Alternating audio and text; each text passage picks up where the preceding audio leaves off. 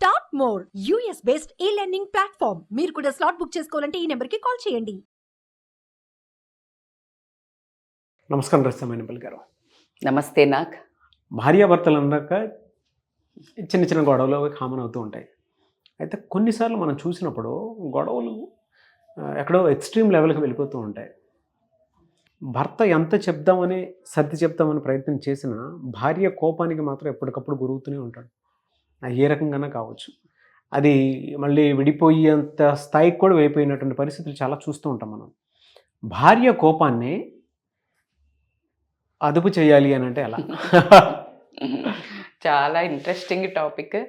జెంట్స్కి అయితే చాలా ఐ థింక్ ఒక చిన్న గైడ్ లాగా పనిచేస్తుందేమో అని నేను ఉద్దేశించి చెప్తున్నాను. మీరు అన్నట్టు చిన్న చిన్న గొడవలు అనేది సర్వసాధారణం, ఉండాలి కూడా. ఆ చిన్న గొడవలు, ఆ చిన్న అండర్స్టాండింగ్తో వీళ్ళ లెవెల్ ఆఫ్ అండర్స్టాండింగ్ పెరుగుతూ ఉంటుంది. కానీ ఎప్పుడైతే ఆ చిన్న గొడవలకు మనం ఆ సర్దుబాటుతనం ఎప్పటికప్పుడు క్లీనింగ్ లేదనుకోండి, అది పై అయిపోయి తారాస్థాయికి చేరి మీరు అన్నట్టు విడిపోవడానికి మొదలవుతుంది ఆలోచన. ఎవరికి? భార్యకి. 70% ఫస్ట్ భార్యకి విడిపోదామని రాదు. ఎందుకు అంటే ఒక రకమైన మన పెంపకం కానివ్వండి, మన ఇన్సెక్యూరిటీస్ ఆఫ్ సొసైటీ కానివ్వండి ఉంటుంది. కానీ అది దాటి సీతమ్మ ఎవరి మాట వినదు అనే రేంజ్కు కోపం పెరుగుతుంది అని అంటే నువ్వు ఆమెను ముందు ఆమె చెప్తున్నప్పుడు వినలా, ఆమె సొద. ఇక ఆ తర్వాత పీక్స్కి వెళ్తుంది. అంటే ఎప్పుడైనా లిమిట్ దాటితే ఏది కానీ బర్స్ట్ అవుతుంది, వాల్కెనో లెక్క. ఆ కోపం ఆ తారాస్థాయికి చేరకుండా ఉండాలి. మా జీవితం ఇట్లా మేము మళ్ళీ కంట్రోల్ లేదు, వాల్కెనో లాగా ఎరప్ట్ అయిపోయింది అనే ఒక అయిన సిచ్యుయేషన్లో ఉన్న వాళ్ళకి మళ్ళీ ఇప్పుడు చెప్పే పాయింట్స్ ఒక్కసారి మీరు కనుక ఇంప్లిమెంట్ చేస్తే ఖచ్చితంగా ఆ వాల్కెనోని మీరు కంట్రోల్ చేయగలుగుతారు. ఆ లెవెల్కి పోవద్దు అంటే మీరు ఎప్పుడైతే ఏమంటే నెగ్లెక్ట్ అవుతుందో, ఆమె కోపాన్ని నజరందాజ్ చేస్తున్నారో, అది చెయ్యకపోతే ఇలా వాల్కెనో ఎరప్ట్ అవుతుంది. కొత్తగా పెళ్ళైన వాళ్లకు ఇవి చాలా ముందు నుంచే చేస్తే అంత తారాస్థాయికి కోపాలు చేరవు. సో ఖచ్చితంగా తెలుసుకోవాలన్న కుతూహలము, టెన్షన్, స్ట్రెస్తో కూడిన లుక్తో అయితే ఎదురు చూస్తుంటారు మన అబ్బాయిలు. అమ్మాయిలుగా లేడీస్ చూసినట్టయితే వాళ్ళ హస్బెండ్కి ఖచ్చితంగా ఫార్వర్డ్ కొట్టండి, బాగా ఉపయోగపడుతుంది. సో ఏంటి అంటే, because I want to say in a lighter note, జీవితం చాలా అందమైంది అండ్ చిన్నది. ఈ భార్యాభర్త అనేది ఏంటి అంటే ఏదో ఫిజికల్ నీడ్స్ కోసమో, లేకపోతే నా పన్ను చేసి పెట్టడానికి, బట్టలు ఉతకడానికి, నా పిల్లల్ని కనడానికి ఇలా కాకుండా ఒక అద్భుతమైన కంపానియన్. ఎటువంటి సమస్యలు వచ్చినా, ఎటువంటి లోస్ అప్స్ ఉన్నా రాగానే ఒక మనిషి మనకు కంపెనీ ఉండాలి అనే ఒక సంస్కృతి నుంచి పుట్టినదే ఈ పెళ్ళి కానివ్వండి, ఏదన్నా కానివ్వండి. కానీ దాన్ని మనం అనుకోవడానికి, పని చేయడానికనో, పిల్లల్ని కనడానికనో, ఏదో బాధ్యత అయిపోతుందనో ఒక పిచ్చి దాంతో ఎంటర్ అవుతున్నాం. కానీ ప్రాపర్గా ద బ్యూటీ ఆఫ్ మ్యారేజ్ని కనుక వండర్ఫుల్గా ఒకరినొకళ్ళే ఫోకస్డ్గా అర్థం చేసుకుంటే అంత అందమైన అద్భుతమైన బంధం ప్రపంచంలోనే లేదు. ఉందంటారా? ఏ రిలేషన్ చచ్చిపోయినా ఏది ఫిజికల్గా తీసేయడాలు ఉండవు. మీరు గమనిస్తే ఒక భార్య భర్త చనిపోతే తనలోని సౌభాగ్యాన్ని తీయాలి అని, లేకపోతే భార్య చనిపోతే భర్త ఎలా ఒంటరివాడు అవుతాడు అనేదాన్ని అసలు అద్భుతమైన నెరేషన కాదంటారా? ఏ బంధానికైనా ఉందా? విడాకులని ఏ బంధానికైనా ఉందా? ఎవడెవడినన్నా వదులుకోవచ్చు, కోర్టుకు సంబంధమే లేదు. వై విత్ దిస్ భార్య భర్త, దిస్ డివోర్స్? సో కాబట్టికే it's a pretty happiest beautiful emotion with relation with emotions.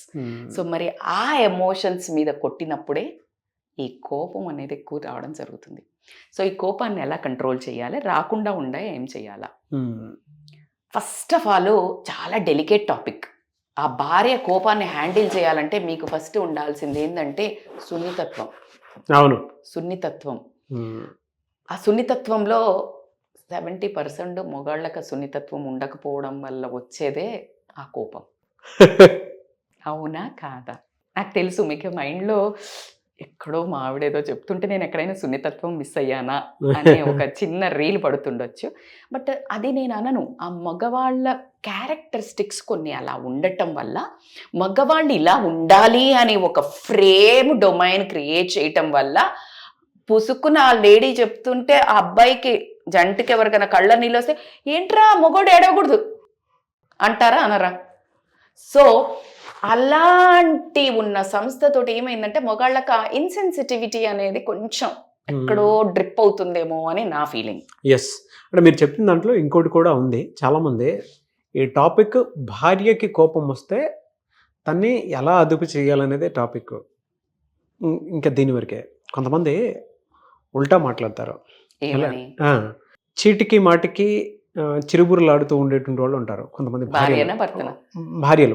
ఇప్పుడు నేను అందుకే భర్త ఇంట్రోవర్ట్ అనుకోండి. ఇంట్రోవర్ట్ అయితే చీటికి మాటికి చిరుబురులాడేటువంటి భార్యలు కొంతమంది ఉంటారు. అంటే వాళ్ళ భావావేశం చాలా దారుణంగాను దరిద్రంగాను ఉంటుంది. వాళ్ళని అదుపు చేయడం చాలా కష్టం. మళ్ళీ అంటే అది సెకండ్ టాపిక్. అది నార్సిజం నార్సిజం అది తీసుకుందాము.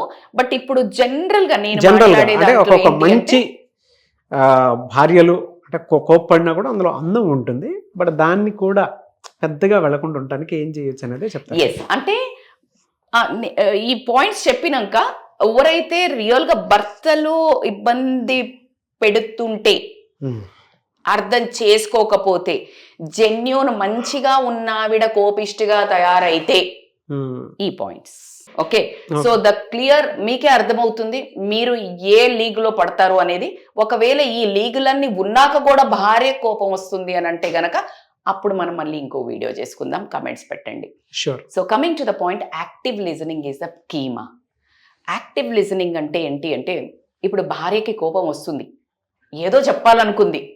భార్య సగం మాట్లాడేది పిల్లల గురించి అన్నా, డబ్బు ఏమన్నా అయ్యో మనం ఆస్తులు సంపాదించుకోలేదను, లేదు మీ అమ్మ నాన్న గురించో మీ చెల్లె గురించో ఏదో దాని సొదల్ల పోసుకోవటం, ఇవి ఉంటాయి. సామాన్లు అందకపోవటం, లేకపోతే డబ్బులు అందకపోవటం, లేకపోతే రెంట్ కట్టకపోవటం, లేకపోతే ఇంటి చుట్టుపక్కల వాళ్ళు ఈమెనేదాన్ని, ఇవే ఉంటాయి కదా. ఈ 6 జోనర్లు దాటి కోపం రావటానికి అసలు ఎక్కడ స్కోప్ ఉంది? అవునా లేదా? దాంట్లో మెయిన్ ఇంగ్రీడియంట్ నువ్వు ఈ బాధలు చెప్పుకున్నప్పుడు నువ్వు వినకపోడు. ఆగో అసలు నోరు ఎత్తక ముందే అమ్మ ఆగమ్మా నాకు పని ఉంది అంటే నువ్వు active listening is the key. అవి చెప్పేది ఇంటరప్షన్ లేకుండా, జడ్జిమెంట్ లేకుండా వినండబ్బా. 40% కోపం శాంతమవుతుంది. ఫస్ట్ వినండి, ఇంటరప్షన్ చేయకండి. That is called as active listening. విన్నట్టు ఆమె చెప్తా ఉంటుంది, నువ్వు ఫోన్ పట్టుకొని ఏంట్రా, లేకపోతే ఫోన్ చెప్పు.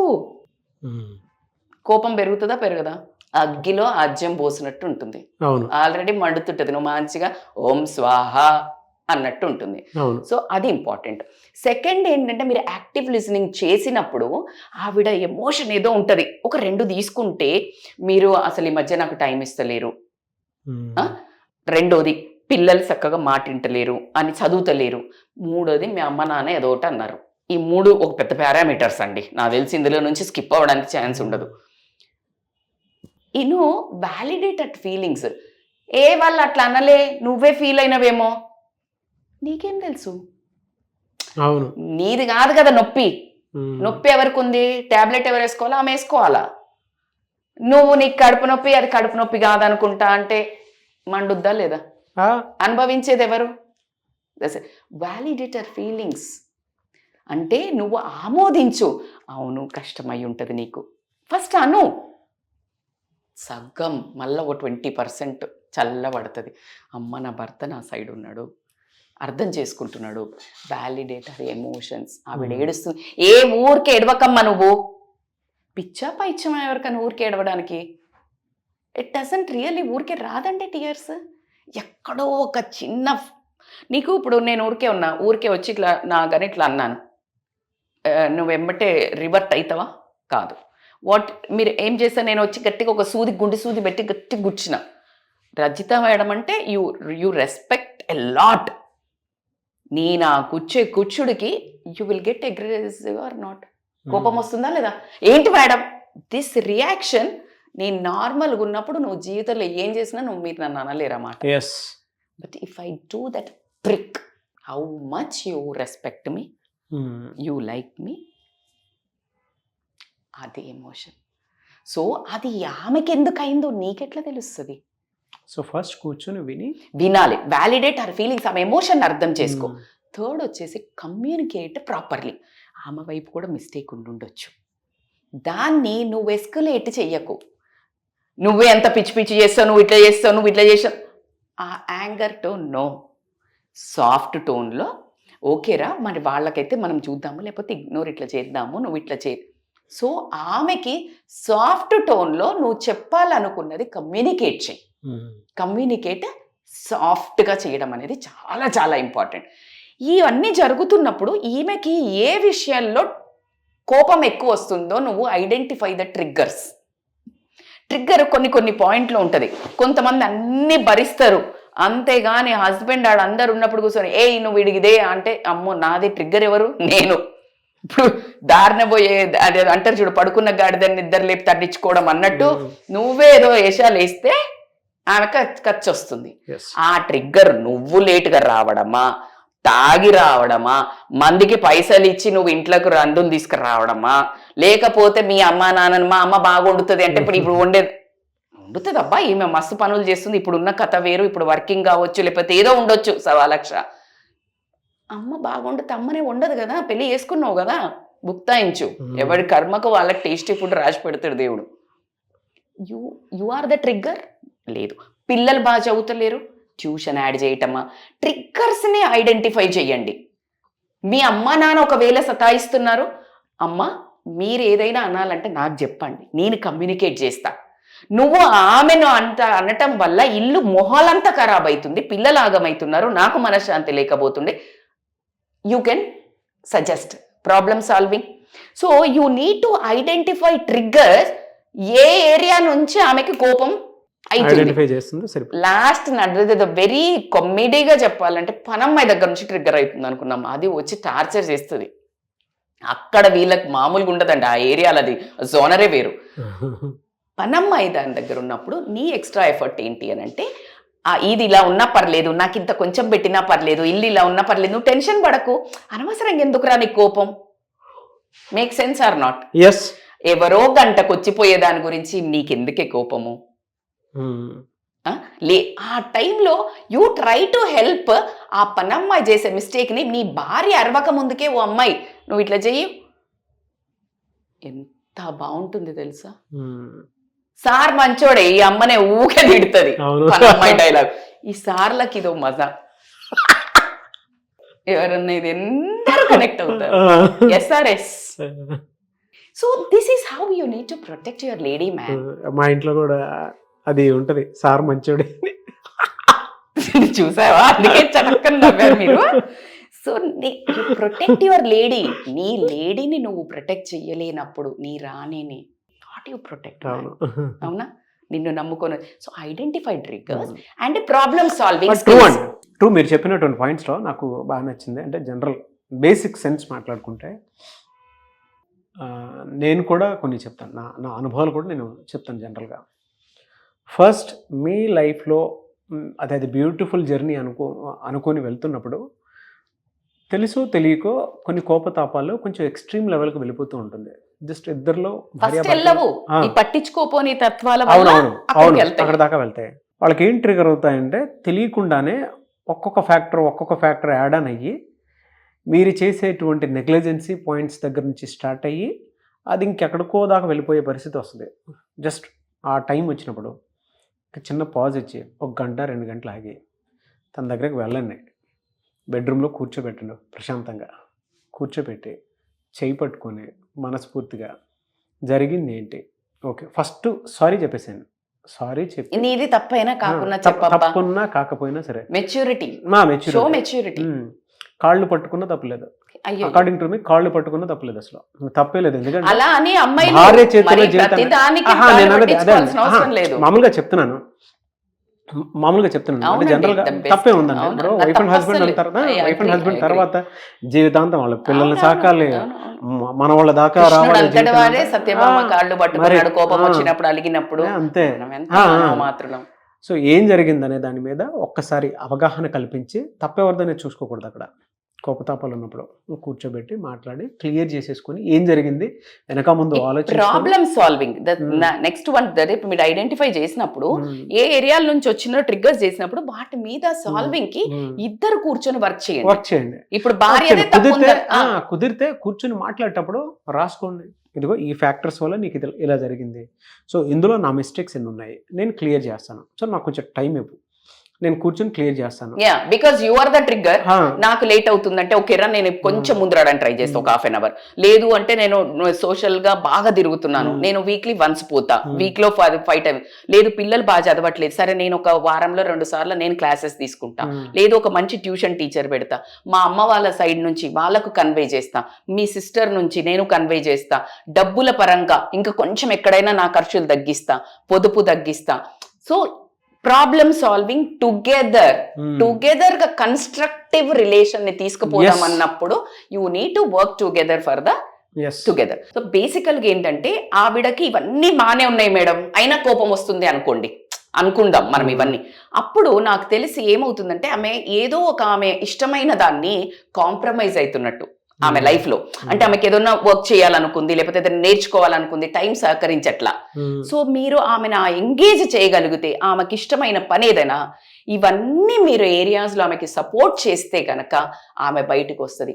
సపోర్ట్ చెయ్యని పక్షంలో కోపం తారాస్థాయికై గొడవలు పడి విడిపోవడం అనేది సెకండరీ. కానీ ఫస్ట్ మీరు అనే ఇల్లీగల్ రిలేషన్స్ కానీ వేరే వాటికి అట్రాక్ట్ అవ్వడం కానీ సైడ్ ట్రాక్ పట్టడానికి 100% అవకాశం ఉంది. ఆ ఒక కన్ఫ్యూజన్ ఆఫ్ లైఫ్లో నా భర్త నన్ను పట్టించుకోకపోవడం వల్ల నేను ఇటంతా పిచ్చిగా తయారైతున్నా ఉన్న ఆ కన్ఫ్యూజన్లో చేసే గందరగోళమే చిరాకు, కోపము, టాంట్రమ్స్, ఇసిరేయటాలు, అరవటాలు మీనింగ్లెస్గా మీకు కనిపిస్తాయి. బట్ అండర్లయింగ్ కండిషన్స్ చాలా ఉంటాయి. సో మీరు ఆ అమ్మాయిని అర్థం చేసుకోవడానికి ఆమె ఎక్కడైనా తన సొంత ఇష్టాన్ని ఎక్కడైనా కాంప్రమైజ్ అవుతుందా, మీరు ఇవన్నీ చేసినాక కూడా ఆమె కోపం చూపిస్తుంది అనుకున్నట్టయితే గనక ఆవిడ తనతో సొంతంగా ఇప్పుడు ఫర్ ఎగ్జాంపుల్ ఒక ఏదో నేర్చుకోవాలనుకుంటుంది కానీ ఎందుకు అమ్మాయి అన్నావు, తనకు ఆ ఎక్కువ అటువైపు ఉండొచ్చు. సో దాన్ని కూడా మనకు అవసరమా లేదా అని మీరు ఒప్పించడం కూడా చాలా ఇంపార్టెంట్ అయిన విషయం. అవసరం లేదు సో ఇది చేసుకో, అవసరం ఉంది లేదు నేను కొంచెం, that's what you have to work together to construct the family, house and relation. That's are more important topics. This is the last because అక్కడే ఇవన్నీ చేస్తున్నా కూడా ఇప్పుడున్న మోడర్న్ జనరేషన్కి ఈ సెల్ఫ్ మిస్ అయ్యే కోపము, అన్వాంటెడ్ కోపం రావడం జరుగుతుంది. అది కరెక్ట్గా చెప్పారు. అన్వాంటెడ్ కోపం, నేను ఏది చేసినా తనకు నచ్చట్లేదు. సో ఇవన్నీ ఒకసారి పారామీటర్స్ చెక్ చేసుకొని as I said like active listening చూసేయండి, వ్యాలిడేట్ ఆమె ఫీలింగ్స్ ఒకసారి అర్థం చేసుకోండి. దాని తర్వాత మీరు సాఫ్ట్గా కమ్యూనికేట్ చేయండి. దాని తర్వాత ట్రిగ్గర్స్ ఎట్లా వస్తున్నాయో ఐడెంటిఫై చేయండి. ఇద్దరు కూర్చొని ప్రాబ్లమ్ సాల్వింగ్ చేయండి. అన్నిటితో తర్వాత తనకేమైనా కొంచెం అవసరం పడితే తన సెల్ఫ్గా తన కోసం తను టైం స్పెండ్ చేసే మీ టైం ఆర్ సెల్ఫ్ కేర్ కొంచెం ఇంపార్టెన్స్ ఇవ్వండి. ఇవన్నీ కాని పక్షంలో అయినాక సీక్ ప్రొఫెషనల్ హెల్ప్. అప్పుడు కౌన్సిలింగ్కి ఖచ్చితంగా ఇంపార్టెన్స్ ఫస్ట్ ఉన్నదంతా మీ చేతులు ఉంది. లేని పక్షంలో you can consult a counsellor which is above the limits పోతున్నట్టు అర్థం. సార్ థ్యాంక్ యూ అండి, thank you so much Mainepalli గారు. Thank you so much. నాకు సో ఒకవేళ మీ చేతుల్లో లేదు, అది ఎక్స్ట్రీమ్ లెవెల్కి వెళ్ళిపోతుంది అనుకున్నప్పుడు డెఫినెట్గా ఒక్కొక్క పర్సన్ హెల్ప్ తీసుకొని కౌన్సిలింగ్ తీసుకోవాలి అనుకున్నటువంటి వాళ్ళు ప్రస్తుతం మైనేపల్లి గారు అపాయింట్మెంట్ తీసుకొని మీరు అప్రోచ్ అవ్వాలి అనుకుంటే స్క్రీన్ మీద మీకు కాంటాక్ట్ నెంబర్ కనిపిస్తుంది, దాన్ని మీరు కాల్ ఆర్ మెసేజ్ వాట్సాప్ చేసి వెంటనే అపాయింట్మెంట్ తీసుకోవచ్చు. అండ్ ఈ వీడియో లైక్ చేయండి, షేర్ మాత్రం తప్పకుండా చేయండి. ఇలాంటి మరిన్ని వీడియోస్ కోసం మా ఛానల్ ఫాలో అవ్వండి. Thank you. సుమన్ టీవీలో మీ పర్సనల్ అండ్ బిజినెస్ ప్రమోషన్స్ కోసం కింది నెంబర్కి కాంటాక్ట్ చేయండి.